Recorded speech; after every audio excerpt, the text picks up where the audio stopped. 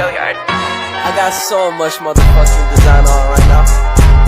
Break it down, bring it back, make it clap. I got 3 old thoughts, new block, wear that thing. Bitches on my line, and you know.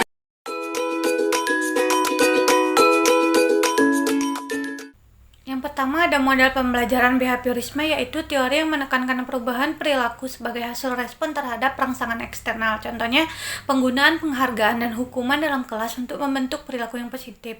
Yang kedua ada model pembelajaran problem based learning atau PBL, yaitu pembelajaran yang menantang siswa untuk memecahkan masalah dunia nyata. Contohnya, proyek PBL di mana siswa bekerja sama untuk merancang solusi untuk masalah sosial atau lingkungan. Yang ketiga ada model pembelajaran konstruktivisme, pembelajaran yang berfokus pada konstruksi pengetahuan oleh siswa melalui pengalaman dan refleksi. Contohnya, proyek pembelajaran yang memungkinkan siswa membangun pemahaman mereka sendiri melalui kolaborasi dan eksplorasi. Yang keempat ada pembelajaran kognitivisme, yaitu fokus pada pemahaman proses mental dan kognitif siswa melalui konstruksi. Contohnya penggunaan strategi pembelajaran seperti mind mapping untuk membantu siswa mengorganisir informasi. Yang pertama ada metode tanya jawab, yaitu pembelajaran dilakukan melalui pertanyaan jawaban. Contohnya, guru mengajukan pertanyaan kepada siswa dan siswa menjawab secara lisan. Yang kedua ada metode penugasan. Siswa diberi tugas tertentu untuk diselesaikan secara mandiri. Contohnya penugasan individu seperti esai atau proyek pribadi. Yang ketiga ada metode ceramah. Guru memberikan penjelasan secara verbal kepada siswa. Contohnya itu guru menjelaskan materi mengenai topik tertentu di depan kelas.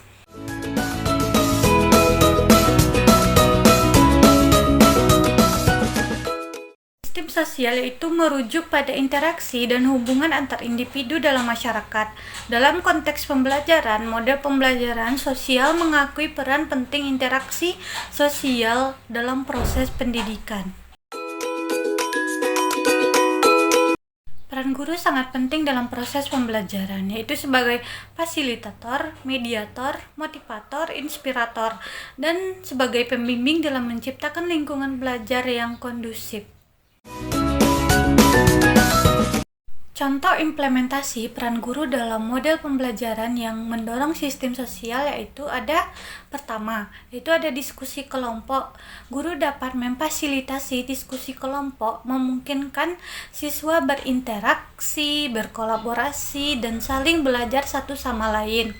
Terus yang kedua, ada proyek kolaboratif, yaitu menetapkan proyek kolaboratif yang melibatkan kerjasama antar siswa, mempromosikan keterlibatan sosial dalam mengembangkan keterampilan.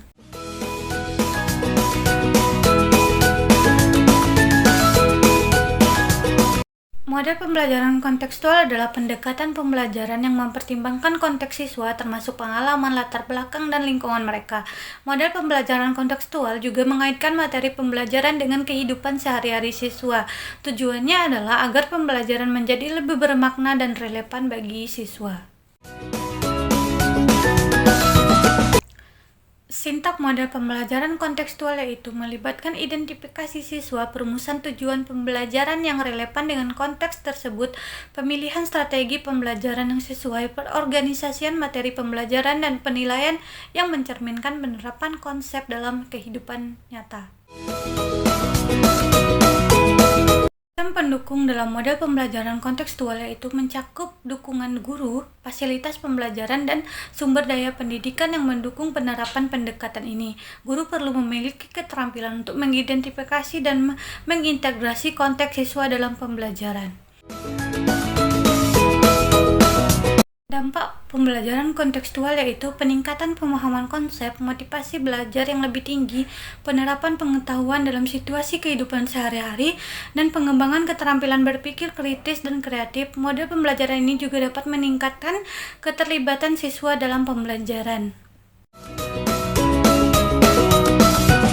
Model pembelajaran kooperatif adalah pendekatan pembelajaran di mana siswa bekerja sama dalam kelompok untuk mencapai tujuan pembelajaran. Dalam model ini, kerjasama dalam interaksi antar siswa diutamakan untuk menciptakan lingkungan belajar yang partisipatif dan mendukung.